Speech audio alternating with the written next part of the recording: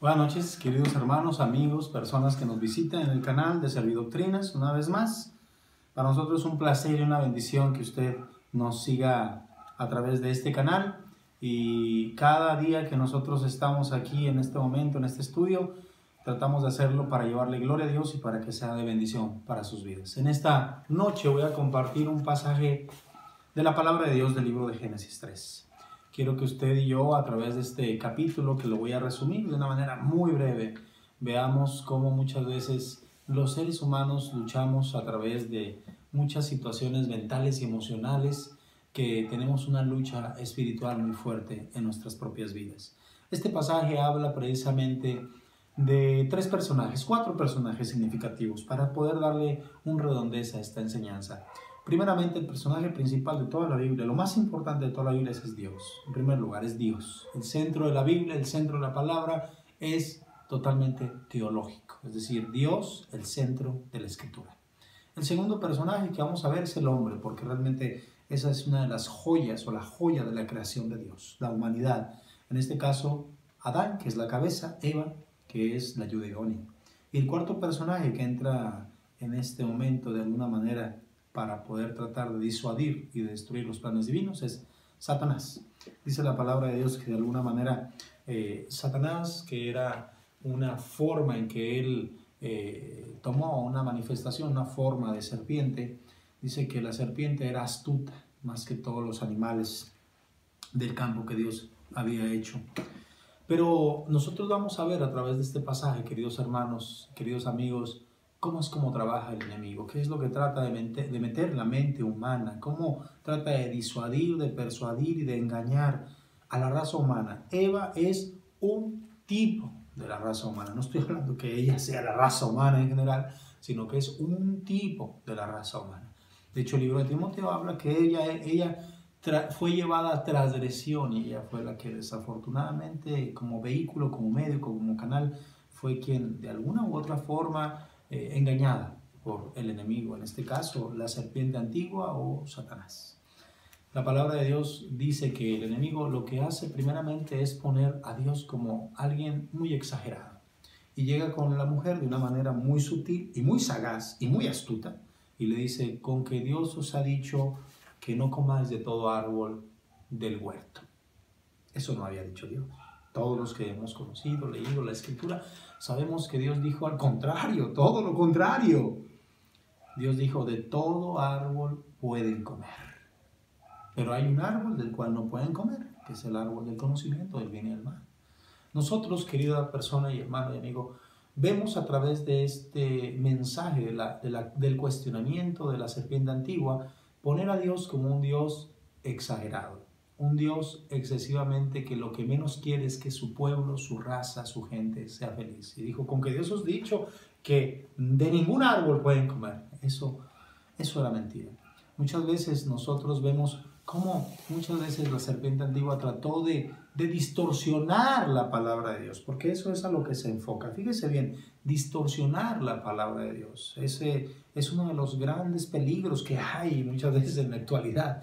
Escuchamos mucha gente que puede enseñar o ministrar la Escritura, la palabra de Dios, pero muchas veces la palabra de Dios en muchas ocasiones puede ser distorsionada, difusa, de alguna manera mal difundida. Eso nunca lo había dicho Dios. Nosotros tenemos siempre que ir, querido hermano, querida persona, amigo, a la palabra de Dios. Es la palabra de Dios la que nos va a llevar siempre a toda la verdad que cada uno de nosotros necesitamos escuchar. Él distorsionó la palabra de Dios. En primer lugar, trató de usar ciertas estrategias. Y después no solo distorsiona la palabra de Dios, sino él mismo se encarga, junto con ir con Eva, de negar la palabra de Dios. Después él va y la mujer le responde: bueno, del fruto de los árboles del huerto podemos comer de alguna manera, pero del fruto del bien y del mal, dijo Dios, no comeréis de él ni le tocaréis para que no muráis. Ahí está entrando también algo incorrecto en este mensaje. La mujer, Dios había dicho solamente no comeréis, pero la mujer dijo no comeréis y no le tocaréis, pero Dios no había dicho eso. No solamente que la palabra muchas veces es distorsionada, sino a la palabra se le añade lo que nunca ha dicho la palabra de Dios. Y al añadirle algo más o al quitarle algo menos, estamos de alguna manera haciendo una difusión incorrecta de la palabra de Dios. Sin embargo, no conforme con ello, la palabra de Dios no solamente se maldistorsiona y de alguna manera se le ve a un Dios como un Dios exagerado, se le añade, sino que el enemigo o la serpiente astuta dice, no moriréis. Eso significa negar la palabra que Dios había dicho. Dios dijo, el día que comáis, ese día de cierto, moriréis. Pero aquí la serpiente antigua está diciendo, no moriréis, no pasa nada. Mira, una de las cosas que muchas veces sucede en la vida es que si algo el ser humano quisiera saber, o quisiera creer el ser humano, es creer que el hombre no va a morir nunca. Pero déjeme le digo una cosa, está establecido para los hombres que mueren una sola vez y después de esto el juicio. Nadie, queridas personas, somos eternos. Todos los seres humanos que nacemos en esta tierra, algún día le vamos a rendir a Dios cuenta de lo que hayamos hecho en nuestro cuerpo, sea bueno o sea malo. Pero algún día en esta vida todo se va a terminar físicamente, porque esta vida es temporal, es pasajera y es terrenal. Y la palabra de Dios nos enseña que nosotros tenemos que tener mucho la sabiduría de Dios presente para poder contrarrestar esos pensamientos muchas veces que vienen a nuestras mentes, a nuestras vidas o a nuestros corazones. El muchas veces ver a un Dios exagerado, a un Dios que lo que menos quiere es vernos felices. No, Dios lo que más quiere es vernos felices, contentos, gozosos, dichosos en nuestras vidas. ¿Y sabe cuándo es cuando somos más felices? Créamelo, cuando obedecemos la palabra de Dios, cuando seguimos la palabra de Dios, cuando atendemos a la palabra de Dios, cuando no le añadimos ni le quitamos, sino simplemente nos enfocamos a lo que la palabra de Dios enseña, cuando le creemos a la palabra de Dios, porque en este caso el enemigo Satanás o la serpiente antigua la negó. Él dijo, no moriréis. Sino que sabe Dios que de alguna manera el día que comáis de él serán abiertos vuestros ojos y seréis como Dios sabiendo el bien y el mal. Ahí había cierta verdad, pero cierta verdad también con mentira. Porque dice, sabe Dios que serán abiertos vuestros ojos. Y es cierto, queridas personas, en el momento que Adán, en el momento que Eva comieron de ese fruto prohibido, sus ojos fueron abiertos. De alguna manera, ellos tuvieron un conocimiento más claro, más específico del bien y el mal. ¿Por qué, hermano Adrián? Porque ellos estaban en una etapa, singularidad de inocencia. Pero cuando ellos de alguna manera desobedecen, en ese momento ellos tuvieron otro panorama diferente a como estaban en el tiempo de inocencia en el huerto del Edén. Pero otra mentira muy grande, que el enemigo le mete a Eva en su corazón, en su mente, en su espíritu, le dijo, seréis como Dios. Eso jamás puede ser. Si hay una cosa que muchas veces el ser humano por naturaleza lucha en su interior, lucha en su corazón, es con una palabra muy grave, pero también de alguna manera muy peligrosa, se llama ego. El hombre está lleno de ego. Muchas veces nosotros creemos que el poder, la gloria, la grandeza, la riqueza, el reconocimiento, la trayectoria nos hace ser más importantes y no es así. Créanmelo que el hombre no somos dioses pequeños, somos simples seres humanos, importantes, maravillosos, lindos a los ojos de Dios, pero al final de cuentas, mortales, simples mortales.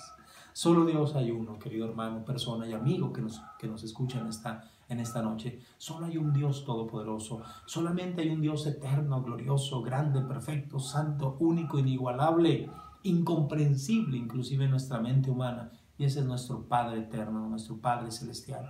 Y el hombre nunca llegaremos a ser a esa altura, a esa grandeza, a esa excelsitud, a esa gloria única e inigualable. Él es único, Él es singular, Él es significativo, Él es perfecto, Él es Dios. Y a través de la palabra de Dios se nos enseña cómo trabaja singularmente en la mente el enemigo. Muchas veces le hace ver al ser humano de que no pasa nada, de que Dios es un Dios exagerado, de que muchas veces el hombre es eterno y que la vida pasa y que no va a suceder nada y que no se va a acabar la vida, que el hombre lo que necesita es enfocar su vida en grandezas, en glorias, en logros, en triunfo, en trayectoria, en éxitos y en llegar a ser como pequeños dioses. Pero déjeme le digo, la vida es más que eso, querida persona, hermano y amigo. La vida es conocer al único Dios vivo y verdadero. En este pasaje se nos enseña que cuando la mujer y el hombre, Adán y Eva, que le ofreció a su esposo también del fruto prohibido, de alguna manera para alcanzar sabiduría, para poder tener muchas cosas a su alcance, cuando ellos comieron se dieron cuenta de una cosa: despertaron en un estado de culpabilidad y ya no de inocencia. Se dieron cuenta que estaban completamente desnudos, había desaparecido esa manifestación o esa gracia o ese ambiente de perfección. Y déjeme le digo qué es lo que sucedió: que al verse desnudos ellos buscaron cubrir su propia desnudez. ¿Cómo? Cortando hojas y cubriendo su propia desnudez. Así es el ser humano. El ser humano, creemos nosotros, los seres humanos, que podemos cubrir nuestras faltas, cubrir nuestros errores, cubrir nuestros pecados, cubrir nuestras faltas a través de nuestros propios medios humanos que fabricamos. Quizás nuestra moralidad, una religión, algún requisito, algunas ciertas cosas que nosotros mismos fabricamos. Pero déjeme le digo, el único que nos puede cubrir de error, de falla, de equivocación, de pecado, de maldad, es nuestro Dios, a través de la obra gloriosa y única de Cristo. El único que puede enmendar lo que el enemigo destruyó, malformó, transgiversó, ese es nuestro Dios, a través de la obra de Jesucristo nuestro Señor, con su vida, su muerte y su resurrección. Eso es lo que hace Él. Él mismo fue y buscó al hombre. El hombre, normalmente la gente dice, es que yo busqué a Dios. Normalmente el hombre no busca a Dios, querido hermano, querida persona y amigo. Es Dios el que busca al hombre. Adán y Eva se escondieron de Dios en su pecado. El hombre no va a buscar a Dios por naturaleza, ni por camino, ni por trayectoria. Es Dios el que bajó, descendió y vino hasta el mismo huerto del Edén para buscar y salvar, ¿qué cree? Lo que se había perdido. Y eso es lo mismo que hizo Cristo. Cristo descendió de la gloria del cielo a la tierra para venir a buscar y a salvar lo que se había perdido. Lo que echó a perder la serpiente antigua. Lo que echó a perder el pecado. Lo que echó a perder el hombre y la mujer. Dios, Cristo, lo restaura, lo renueva y lo reconstruye. Y Él vino y buscó a Adán y lo llamó por su nombre. Es lo mismo que hace el Señor. Lo mismo que hace el Señor. Es el Señor el que viene y nos busca por nuestro nombre. Cuando el Señor viene con alguien, viene y dice: Samuel, Samuel, Saulo, Saulo, Zaqueo, Zaqueo, Jacob, Jacob. Y a cada uno de nosotros, singular y específicamente, nos llama por nuestro nombre. Y nos viene y nos busca, y nos alcanza, y nos salva, y nos cambia, y nos transforma. Y cuando caemos, nos hundimos, nos revolcamos, Él nos restaura una y otra vez más. El Señor en su palabra dice que Él se escondió con sus hojas en su cuerpo y le dijo el Señor: ¿dónde estás? La gente dice que Dios muchas veces desconocía su situación geográfica, dónde estará escondido. No le preguntaba dónde estaba física ni geográficamente. Lo que Dios quería llevar a Adán es a un punto de reflexión y de arrepentimiento, de decirle: ¿dónde estás espiritual y moralmente en este momento? ¿En qué situación te encuentras? Solo es cuestión que me digas cómo está tu condición para yo restaurarte, salvarte, sanarte y ayudarte. Y el Señor, a través de este pasaje, nos enseña que Adán de alguna manera empezó a culpar a su esposa. Su esposa empieza a culpar a la serpiente. Es lo normal que pasa en el ser humano. Cuando el ser humano de alguna manera tiene errores, equivocaciones, extravíos, pecados, situaciones adversas, siempre buscamos culpables. Y al final, el culpable de todo, cuando Adán le echa la culpa a Eva y le dice: la mujer que me diste, significa tú tienes la culpa, Dios, porque tú me la diste. Cuando Eva le dice: la serpiente que vino y me engañó, tú tienes la culpa porque tú la pusiste en el huerto. Al final, el que la culpa la tenía era Dios. Pero la culpa nunca es de Dios. La culpa es del humano. Somos nosotros, los seres humanos, los que tenemos la culpa de nuestras decisiones, de nuestras determinaciones y de nuestras responsabilidades o irresponsabilidades que cometemos. Pero Él es bueno, querida persona. Él es noble y Él es misericordioso. Él es bondadoso y Él es perfecto.